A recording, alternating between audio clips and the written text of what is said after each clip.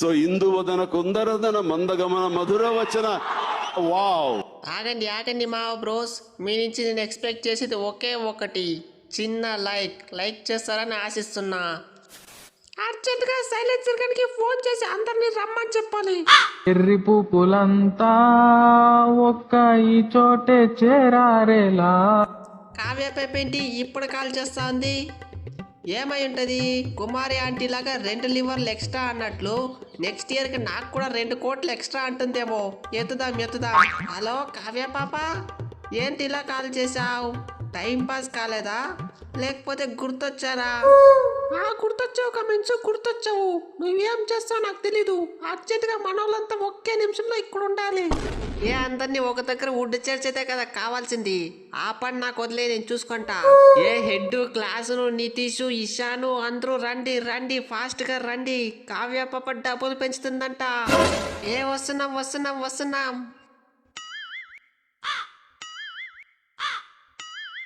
వచ్చిండారా? అందరూ వచ్చిండారా? వచ్చినాం. అచ్చారా గాని కావ్య పాప పెంచేకి కారణం ఏంటి? ఒక్కొక్కరికి ఎంత పెంచుతుంది?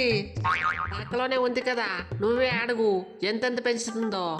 చెప్పు కావ్య పాప, ధైర్యంగా చెప్పు. ఒక్కొక్కరికి ఎంతెంత పెంచుతున్నావు? నీ దగ్గర క్యాష్ లేకపోయినా సరే, నా దగ్గర అయితే ఫోన్ పే ఉంది, గూగుల్ పే ఉంది, అన్ని పేలు ఉంది. All UPIs are available. చెప్పు, ధైర్యంగా చెప్పు. ఏం పెంచేది? నా అగరత్తులో కొవ్వొత్తి మీరు ఆడిన పర్ఫార్మెన్స్ కి పెంచేది కాదు, తగ్గించిన పాపం లేదు. ఒక్కొక్కరు ఎన్నెన్ని కోట్లు తీసుకుంటారు, దానికి ఒక్కళ్ళైనా న్యాయం చేసిండారా? నాకు ఇచ్చిన డబ్బులకైతే నేను న్యాయం చేసిన. ఫస్ట్ మ్యాచ్ సెంచరీ కొట్టి ఇంప్రెస్ చేసి, అట్లాగే ఆర్సీబీ మ్యాచ్ లో కూడా 90 కొట్టి నా పవర్ చూపిస్తుంది. ఇంకేం చేయాలి? అట్లనా? అయితే ఓకే, నీకు ఇచ్చే అమౌంట్ లో కూడా first note last note correct గా పెట్టి మధ్యలో పేపర్లు పెట్టిస్తా. తీసుకుంటావా? నేను అట్టెట్లు తీసుకుంటా, ప్రతి నోటు చెక్ చేసిన తర్వాతే తీసుకుంటా. ఈ తెలివైతే మ్యాచ్లైనా చూపించుంటే ప్లే ఆఫ్స్ కన్నా పోయింది. అంత సర్వనాశం చేసేసి ఆ ముంబై పై కసి తీసుకుంటాడు అనుకుంటే ఇంకా వాళ్ళకే ఫ్రీగా వికెట్ ఇచ్చినాడు. ఇట్లా ఓడి పెట్టుకొని ఎట్లేగేదో ఏమో దొంగనా బట్ట. కావ్యక్కో అట్లే మన నితీష్ కుమార్ రెడ్డి గురించి కూడా కొంచెం చెప్పు. ఆడు కాటరమ్మ కొడుకు కాదు, దొంగనా కొడుకు. ప్రతి మ్యాచ్ ముందు వైల్డ్ ఫైర్ చూపిస్తా అంటాడు, కానీ ఆడు చూస్తే అక్కపుల్లో వచ్చేదా అంత ఫైర్ కూడా చూపిడు. మన హైదరాబాద్ టీమ్ లో ఎట్లా దిక్కుమాలినోడు కూడా ఒక మ్యాచ్ అన్న అట్లీస్ట్ బాగా పర్ఫార్మ్ చేసినాడు. వీడు చూస్తే ఒక మ్యాచ్ కూడా ఆడలేదు. ఏం లేదు నితీష్ ఇదే. ఏం చేసేది ఏమో పో కావ్యక్కో. దరిద్రం దండయాత్ర చేస్తా ఉంటే నేనేం చేసేకైంది? వైల్డ్ ఫైర్ చూపిస్తాను ఏ టైంలో అన్నా కానీ అప్పటి నుంచి నాకైతే దరిద్రం చుట్టుకొనేసింది. ఒక్క మ్యాచ్ ఆడే కావట్లేదు. అట్లా అయిపోయింది నా పరిస్థితి. ఇంకేం చేసేక లేదు. నెక్స్ట్ సారి చూపిస్తా వైల్డ్ ఫైరు. కావ్య పాపో, అందరి గురించి చెప్తా ఉండవు, నా గురించి ఏమైనా చెప్పు. ఏం చెప్పేదో ఏమో. ఐపీఎల్ ముందరైతే సెన్సేషనల్ షమి వచ్చాడు అనేవాళ్ళము.